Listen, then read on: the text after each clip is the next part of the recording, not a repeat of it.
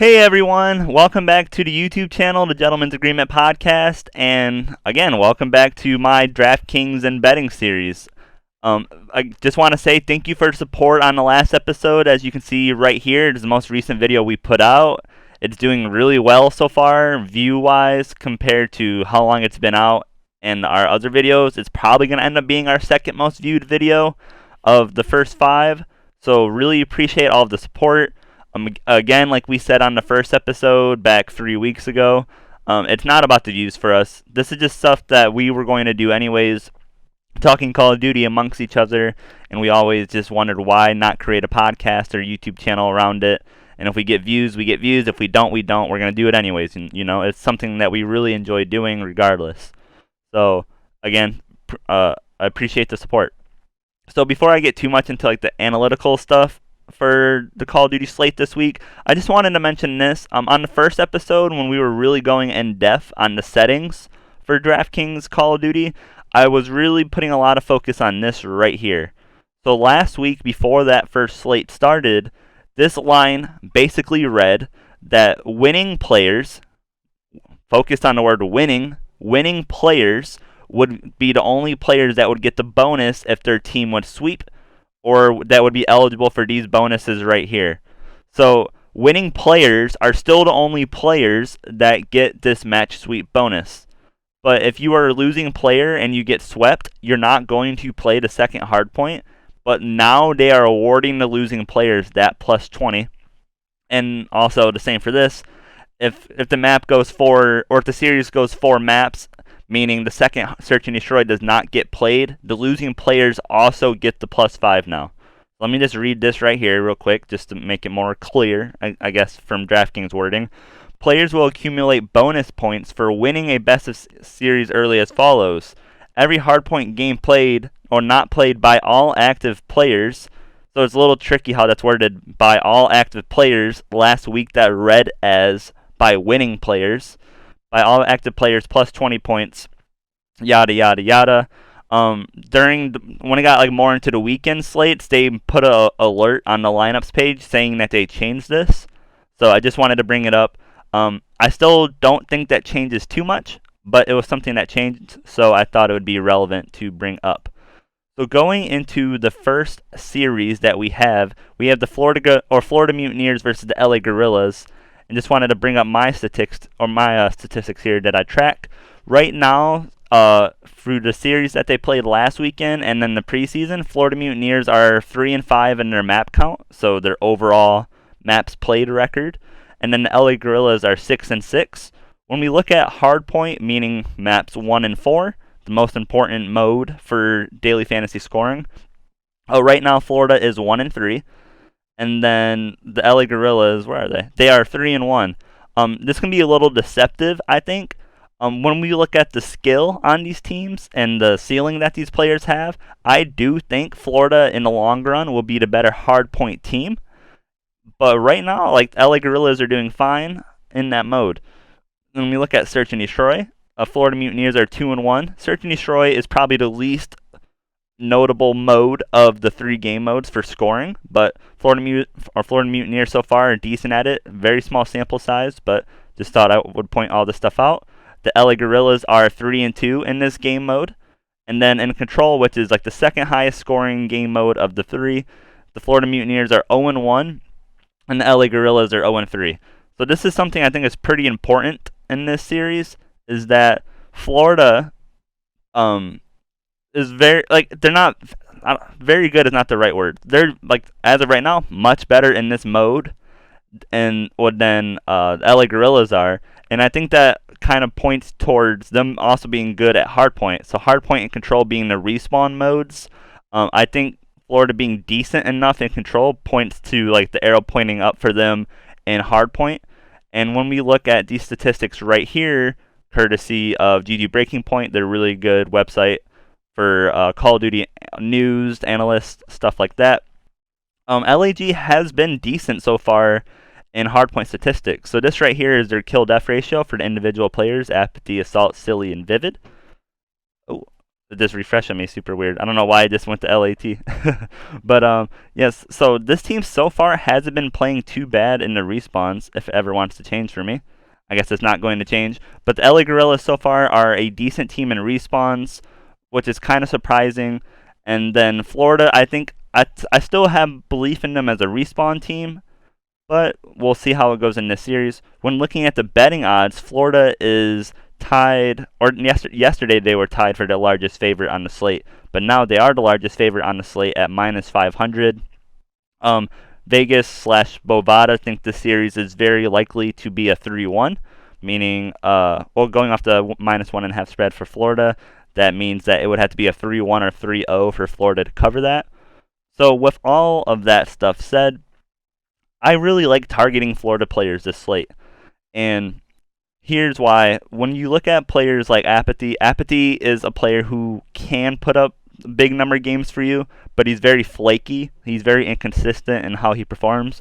Vivid isn't someone usually you're going to get standout respawn performances from, which we need for DraftKings scoring, although he's a very good search and destroy player, don't get me wrong, but that doesn't score as well currently. Silly isn't really ever someone I'm going to point out as a target because he's more of like a flatline type player. He's not going to be putting up huge numbers in respawn game modes to really win you a map. And then Assault is someone I think will get benefited from the scoring change where the losing players get the map's missed bonuses, as he is really the only LAG player I would target from this series. And from the Florida perspective, I think Slacked is pretty interesting down here at 6,200. And the biggest learning point for me from the last slates, or last set of slates from the last Call of Duty League stuff, is that with all the bonuses for a player, excuse me, for a team sweeping, it is almost beneficial just to take the cheapest player on a team you think is going to sweep. I'm a little iffy if I think Florida is going to sweep, but if you have belief in that and you want to like maximize your upside, it's good with taking your value on teams that you think can do that.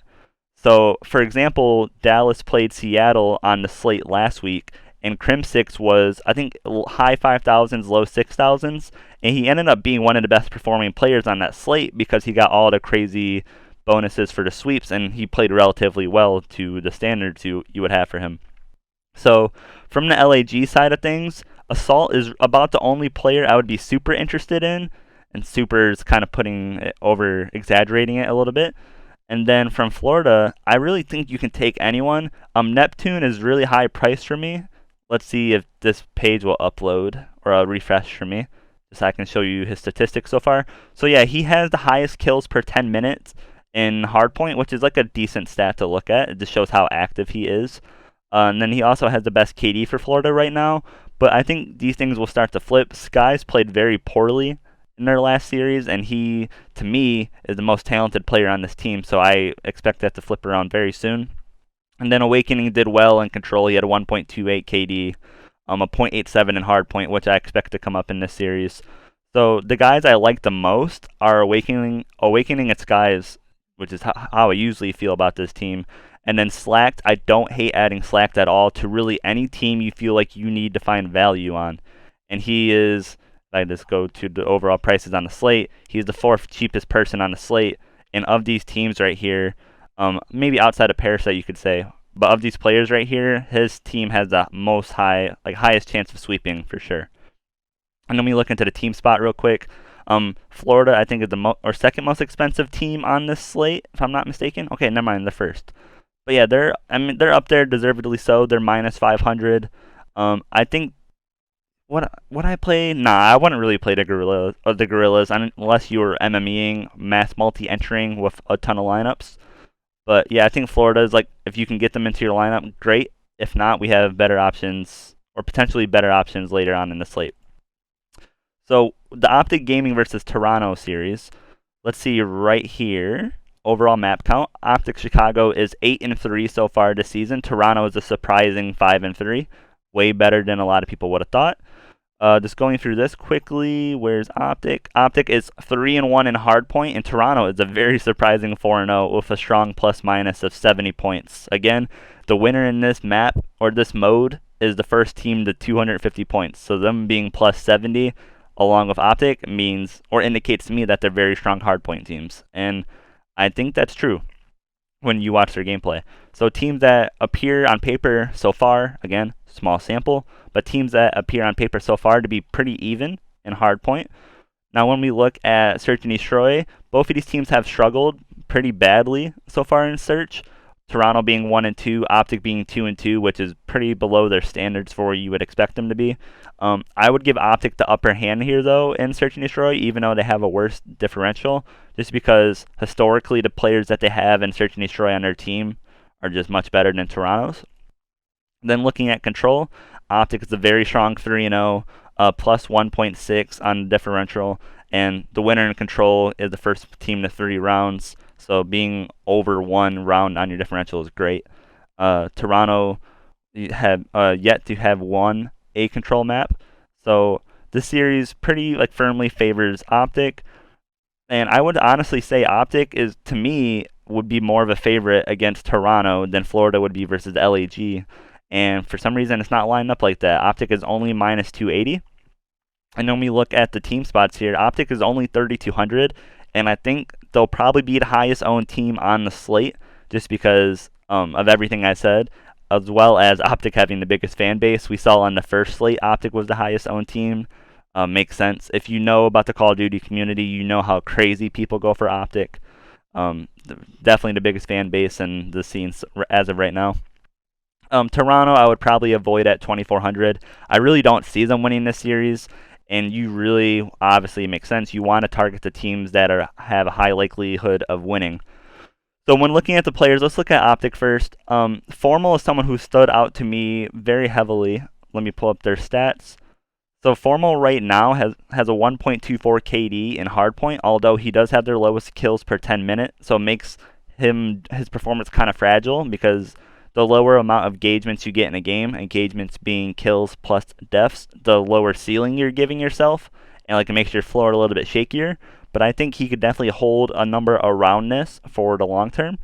And Dashy being at a 1.11 as well, also with being nearly first on engagements in their team, I think is very strong. In Search and Destroy, right now, the stats aren't going to be too great. I mean, Dashy has a 1.31, which is good, and Formal is a okay 0.89, but I think they'll improve here. And then for some reason, GG Breaking Point has some Minnesota players lumped in with Optic on the control stats, but as you can see, Dashy has a 1.43 KD, Formal has a 0.95, which will probably rise a little bit over time. And the reason why I'm talking about those two more than the other guys on the team is that I really want to target them heavily. Could Optic sweep this series? Sure. Do I think it's super likely? Probably not. Optic to win this series 3-0 or 3-1 by looking at the spread on Bovada is only minus 115. So Bovada seems to think this series could go to distance, which is still fine for player scoring, but best case scenario is we get the sweep. So when you, again, like how I talked about Slack, just taking the cheapest player on a team you think can sweep is often going to be a good idea. So Formal being 7,200, and then we look at his pricing around everyone else on the slate. I mean, he's in here with guys like Vivid, Apathy, Looney, Parasite, Pristine, and Methods, who I won't really consider. So I think he's definitely a standout price. Someone I would put near the top in terms of value plays. And Dashy is going to be one of my building blocks this week. For 9,800, I think his ceiling is so high. And then players on Toronto who can really compete with him with his role, I don't think there's many. I don't think Bance is going to give him much trouble. Methods is a solid assault rifle player who Dashy probably will see a lot on the map. But, I mean, Dashy is probably going to be the most talented player, current talent in this lobby. And I'm probably not super close outside of Envoy. Then when we look at Toronto, I don't want to make it sound like I'm bashing on Toronto at all, because I think Toronto is legitimately a good team, but I also think Optic is top 3. And then after the top 3 teams, there appears to be a drop down right now. So when we look at this team, Cammy for 9,400 versus teams I think Toronto would beat, I think is a good price. I don't want to play Cammy here really, unless you want to be contrarian, and if you think Toronto wins this, which I think Cammy in captain in that case would be a pretty good play. Excuse me. I think it would be a pretty good play because he's going to be very low owned overall, and then captain percentage he'll be even lower. So I think he's a good play there. Kleenex showed up pretty well last weekend. I thought he did relatively well compared to where my expectations were for him. Let me pull up their stats right here so I can show you guys. He had a 1.35 KD in over two hardpoint maps, which is pretty nuts. Super small sample, but still did really well. He did okay in the control, and then in the Kleenex in the Search and Destroy did about the same. But again, really small sample. Yeah, back to the DraftKings page. So again, if you think Toronto can really win this series, if everything I showed you so far makes you believe that Toronto will win, then I think guys like Cammy and Kleenex are good plays. The guy who I think is the best play if you think Toronto wins this series is Methods, because taking cheap players on teams you think can win is usually going to be a good play. Methods is also someone who historically speaking, is someone who's very consistent and probably the most consistent on this team. So I don't hate him as a play either. So again, just pulling everyone back up, I like Dashy and Formal pretty comfortably over everyone else. Cammy and Kleenex are also good guys, I think, as well. If you think, from everything I've said, if you think Toronto can win this series. Going on to the next one, won't take too much time on this, but it is Minnesota versus Seattle. Seattle so far this season has a 5-7 map count. Minnesota has a 7-7 map count with a surprising win over Dallas, I think it was. Minnesota is actually, funnily enough, they are 0-6 in hardpoint, which is not great at all for DraftKings, because as I've reiterated multiple times, hardpoint is the best scoring mode for DFS on Call of Duty. And then Seattle is down here, they're at 1-3. So they have a -68.5 differential. Minnesota has a -77, which puts both these teams in a pretty bad territory. I think right now, honestly, let me think about it. I would probably slightly favor Seattle in hardpoint, just because Gunless started hitting form last weekend, and Octane is always going to be a hardpoint player no matter what. And just for whatever reason right now, Minnesota really can't figure out their hardpoint gameplay. So I would slightly favor Seattle here in the hardpoints. And then in the Search and Destroys, Minnesota's looked like the best Search and Destroy team bar none. Seattle's been playing well above their S&D expectations as well, but I would still comfortably favor Minnesota here. And then in control, Minnesota's 2-1, Seattle's 1-2. Minnesota, I would favor them here as well. Probably about the same as I favored Seattle in the hard points, just slightly, but I could see Minnesota winning the controls here for sure. Looking at the betting odds, Minnesota is the second biggest favorite on the slate at -475, which to me is pretty nuts. If you just want to be a value better here and just take advantage of busted odds, although I don't think Seattle will win, keep that in mind, I don't think Seattle will win this series, but their odds do not reflect their chances of winning in my head. Plus 310 is a crazy price. I even think the plus 1.5, meaning they would have to either win the series or lose 3-2. Plus 1.5 at plus 140 is pretty great, to be honest. And I think this price on them will start to get closer to what it should be, closer we get to the game, as it usually does with betting. And then real quick, we'll look at the statistics for Minnesota and Seattle, the individual player statistics, if it wants to load for me. Oh, my dog just hit my mic. But I guess it doesn't want to load for me. The website's being slow. But I can talk about their player statistics pretty, comfortably off the top of my head. Octane and Gunless are the only Seattle players I'd really want to target. I know I brought up the cheapest player on a winning team. I don't think Seattle wins this series, and even with that, Pristini for 5,800 would be a tough price to swallow, even being one of the cheapest players on the slate. Looney, I'm almost never going to be interested in unless he shows some type of turnaround. So it comes down to Octane and Gunless. I think these prices are comfortable for them, they make sense. I won't really be going out of my way to play them unless you're going for a more contrarian, different type build. And in that case, if you think Seattle can really win this or has a decent enough shot, playing a guy like Gunless or Octane I think is a great idea. That's not typically how I build my lineups. I'm more of a chalk player, meaning I'm playing the builds that are more expected or the good plays not always being the good plays, but just trying to put myself in like the best situation to have like a good floor. So Octane and Gunless, I think, are fine plays. Not primary guys for me at all, but I think they're fine. And then we look at Minnesota. Minnesota for DraftKings is very difficult because they're a good team. Don't get me wrong. I think they're a top 6 team, so top half of the 12 teams in the league. But they are brutal right now in hardpoint, and they're going against a team in hardpoint that isn't a slouch in that mode. So picking really any Minnesota player, as like one of your first options is not going to be great because I mean hardpoint is like the bread and butter for DFS. So taking a player who's going to be taking a player on a team that's going to be bad in that mode is hard to justify for me unless he's like your last player you want to get into a lineup. So honestly, I wouldn't take accuracy and I wouldn't take attach. Major Maniac Priesta, very talented players for sure. I would only take them if they're like your last player in the lineup, just because maybe Minnesota has an outside shot at sweeping this series, and then you get the cheapest player on their team. And if they're going to sweep, then by default, they almost have to have a good game. But I don't know. I don't feel too comfortable about this series, about taking players from it.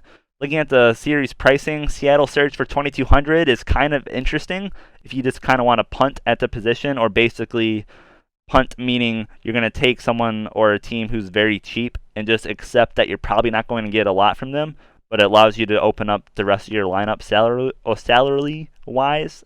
Very tongue twister. But yeah, I think Seattle's fine. The Minnesota Rocker for 3,400, I'm probably going to avoid as much as I can, just because I could see them losing this series. Although I'm predicting them to win, I'm just saying there is more than a decent chance they could slip up. Again, not saying they're going to lose, but there's a decent chance they could slip up here. So going into the last series, we have the London Royal Ravens and the New York Subliners. And as of right now, the New York Subliners have yet to win a map. So we talked about it when we previewed the first weekend. New York had to make a change right before the season started due to Zuma retiring. They put Diamond Khan in on a few weeks' notice before the first preseason game, and they got smoked by Dallas. And then New York Subliners played again this past weekend versus the LA Thieves, I'm pretty sure, and they got smoked by them too. Or actually, let me rephrase that. They got swept, but the maps were relatively close. I'll give them some credit. And it's tough to like be too high on these players right now, and especially when you look at London, who isn't an impressive 3-6, but at least we can say they've shown us something. They should have won that Seattle series that they played last weekend, I thought. But anyways, just moving on. London is up here. They're 0-3 in hardpoint. The differential right now is -49. It's not horrible, not great. New York is 0-2 with a -33 differential in hardpoint. Again, very small sample size, so not a horrible one, but not great. London right now is 1-3 in Search and Destroy, with New York being 0-2. So like both teams are not great at Search right now. And then Control, London is 2-0 with a great +2.5 differential. New York is 0-2 with a very bad -1.5 differential. So we have two teams here that aren't great right now. And this is funny because New York are big favorites in this series. They're -245. They're -1.5 on the spread. I don't understand this line at all. Amari, my co-host, and I talked about this on the podcast that should be going up soon. We didn't really understand this price. I have London winning this series, truthfully. I think it's going to be a tight series just because I think it's a battle of two teams who just aren't great right now. So there's a lot of like unexpectedness, I guess. I don't even know if that's a word, but like a lot of volatility, I guess, in predicting the series. Jesus, but that's why it's so confusing why the line is the way it is when I think these teams are closer to even than this line would even remotely state. So when we look at the players for London, again, Parasite is on a team that replacing Zero. Parasite is on a team in a series that I think they could win. He's 6,000. He's going to be about like a 1 KD player, and he wouldn't be above guys like Slacked, Skies, or formal for me down in this price range, but I don't hate putting Parasite into your builds. Shawnee, I'm probably going to try and avoid. And then Dylan and Alex are pretty interesting to me, given the state of New York right now, in their gameplay at least. I think they're fine players. Let's see if we can get this site to refresh for me. It seemed like it had some type of error. Will we get it to refresh? Here we go. So Alex had a 1.06 KD in the hard points, then 1.13 in the controls. Dylan had a 0.96 KD in the hard points, then a 1.27 in the control. So he played pretty well in the respawns, him and Alex did. And I wouldn't hate going back to them again in this series. And this is also a series I think London could sweep. I don't think they will, but at least the probability is there. Like a decent enough probability is there to raise the ceiling on these guys just because they have that baked in like expectation of sweeping potentially. So yeah, like Parasite's like an okay value option, and Dylan and Alex, I wouldn't say they're like primary pieces for me that I'm trying to get into my lineups, but they're like pieces I would not mind having in at all, don't get me wrong. And then looking at them at the team spot for 2,600, I think that's a really good value. And if we look at their price relative to the slate, they are basically in the middle of the pack of pricing, and I think they're a great value. Florida, or London, Optic, and Florida are definitely the teams I'm looking at the most to get in my lineup. If I need the salary, I don't mind going on to London. More often than not, I'm going to have Optic, and then just maybe get different here and there. I might pay up for Florida. And then when looking at New York's players, I'll try and wrap this up. I'm running a little long. But looking at the New York players, Clayster is crazily priced for 10.2 on a team that has yet to win a map. Statistics-wise, he hasn't been playing that bad. At a 1.04 KD in their hardpoint, at a 1.32 in their control, and then in the Search and Destroy at a 1.2. So in that small 3-map sample, he's been playing well, but his team is losing. So I guess maybe they price him that way because New York is favored, and if New York gets more maps, maybe Clayster puts up more stats, which I guess is like a fair case, but for 10.2 in a series, I don't feel great about. I don't know if I can really justify paying up that much. Asim is never really someone I'm going to want to take in fantasy, just like Looney. He's more of like a team player rather than a stats player, so it's hard to justify him. Diamond Con, I'm not really sure where I'm at on Diamond Con yet. This last series that New York played was his second ever series as a pro. We haven't seen like too many flashes out of him yet, but just because of the unknown, you could buy in on like the talent he might show.